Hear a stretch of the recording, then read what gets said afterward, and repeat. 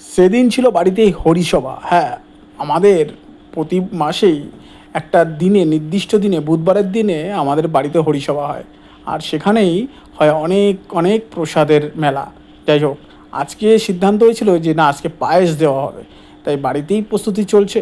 আমি গিয়েছিলাম একটু বাজারে, এসে দেখি যে বাবা, এখানে তো প্রায় অর্ধ রান্না হয়ে গেছে। নাও নাও নাও, তাড়াতাড়ি লেগে পড়ো। যথারীতি পায়েস ফুটতে লাগলো, ব্যাস ওদিকে মিষ্টি, তারপর তোমার বাতাসা দিয়ে সুন্দরভাবে নাড়ানাড়ি করতে লাগলো, আর এদিকে আলাদা করে একটু আমুল দুধ গুলে নিচ্ছে যাতে আরও বেশি টেস্টি হয়। নাও, ওরা টেস্টি করার তালে আছে আর আমিও তালে আছি, সুন্দর করে ঠাকুরের প্রসাদ রান্না হচ্ছে সেইভাবে। দাও, এবার সুন্দর করে রান্না হয়ে গেছে, লাস্টে একটু ঘি ছড়িয়ে আর একটুখানি ফুটিয়ে নিয়ে নামিয়ে নিও।